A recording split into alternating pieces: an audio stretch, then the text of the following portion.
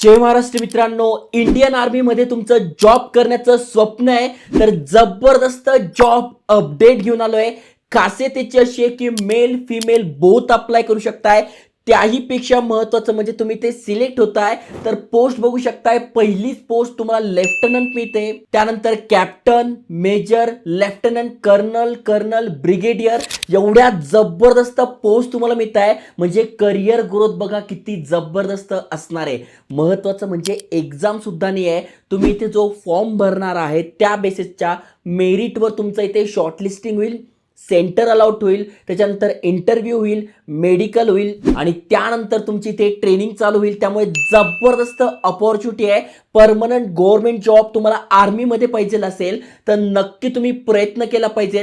संपूर्ण माहिती तुम्हाला सांगतोय. अप्लाय कसं करायचं, कोण कोण अप्लाय करू शकताय, शैक्षणिक पात्रता काय, वयाची अट काय, त्यामुळे व्हिडिओ पूर्ण बघा. तुम्ही किंवा तुमच्या फॅमिलीमध्ये कोणा आर्मीत जायचं स्वप्न असेल तर नक्की शेअर करा. अशाच एज्युकेशनल इन्फॉर्मेशन व्हिडिओसाठी चॅनल सबस्क्राईब करून ठेवा. चला तर बघूया डिटेलमध्ये.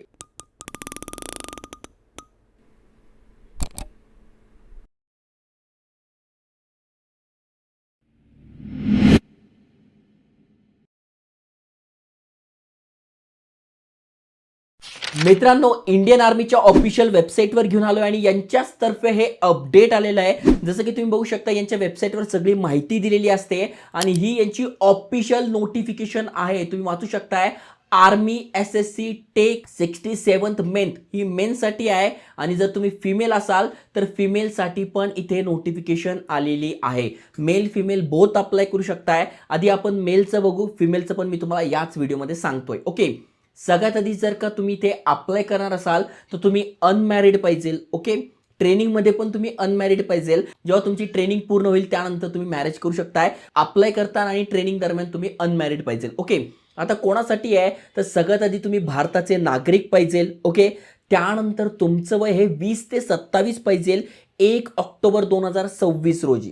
म्हणजे तुम्ही फायनल इयर स्टुडंट आहात तरी तुम्ही अप्लाय करू शकता. म्हणजे 1 वर्ष तुमचं वाचतंय.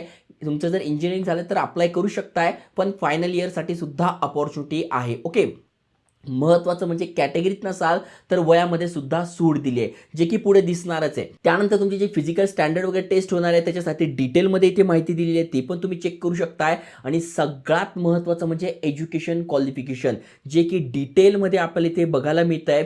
मग कुठल्या कुठल्या स्ट्रीममधनं पाहिजे, कारण की ही जी वॅकन्सी आहे ही टेकसाठी असणार आहे. त्यामुळे तुम्ही बघू शकताय सगळ्यात पहिलं आहे सिव्हिल.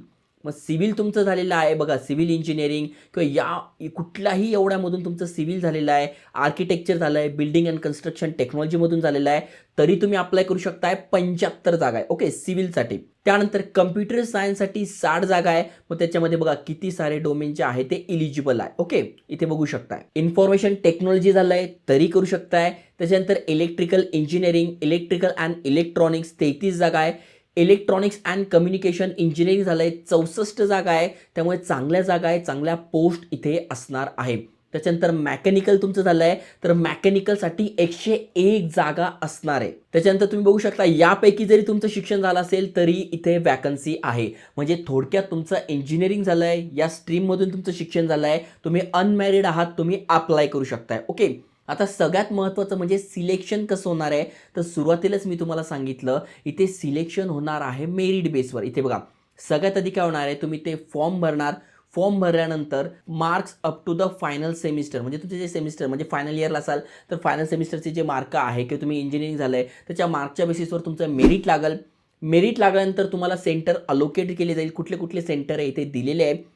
सेंटर दिल्यानंतर स्टेज 2 मध्ये तुमचा इंटरव्ह्यू होईल. इंटरव्ह्यू झाल्यानंतर तुमची ट्रेनिंग होईल. ओके, तेव्हा ट्रेनिंगबद्दल माहिती दिलेली आहे. महत्त्वाचं म्हणजे ट्रेनिंगमध्ये सुद्धा आपल्याला पेमेंट मिळतो, जी की एक चांगली गोष्ट आहे. त्याच्यानंतर मेडिकल एक्झामिनेशन तुमची होईल आणि तुम्ही सिलेक्ट व्हाल. तर अशा प्रकारे या असणार आहे. ओके, मग ट्रेनिंग कशी असणार आहे, मॅरेज ड्युरिंग ट्रेनिंग, व्हिडिओच्या सुरुवातीला सांगितलं ट्रेनिंग दरम्यान तुम्हाला लग्न करता येणार नाही. ओके, आणि महत्त्वाचं म्हणजे ट्रेनिंग पूर्ण झाल्यानंतर तुमची जी पोस्ट असणार आहे ती असणार आहे लेफ्टनंट पोस्ट असणार आहे.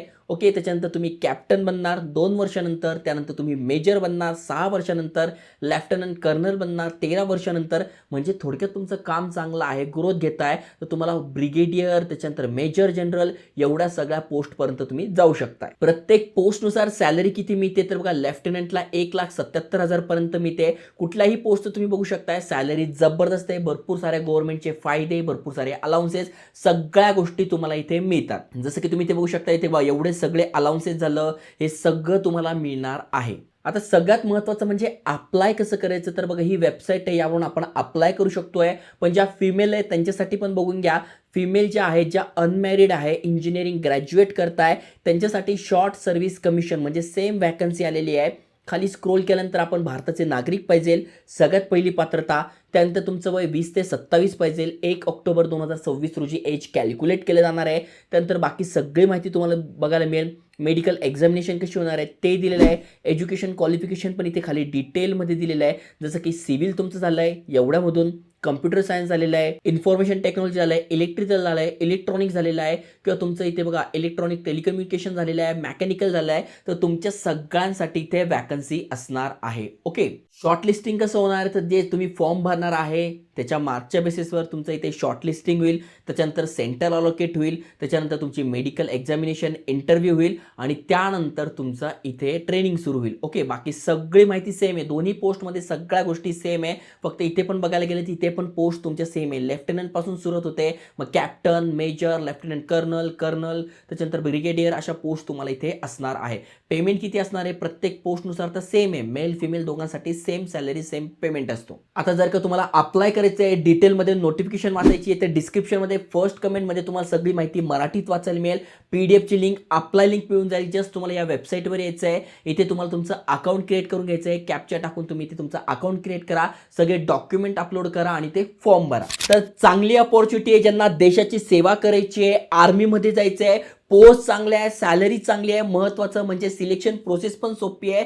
त्यामुळे तुम्ही किंवा तुमच्या फॅमिलीमध्ये कोणी इलिजिबल असेल तर नक्की शेअर करा आणि अशाच एज्युकेशनल इन्फॉर्मेशनल व्हिडिओसाठी चॅनल सबस्क्राईब करून ठेवा. जय हिंद, जय महाराष्ट्र.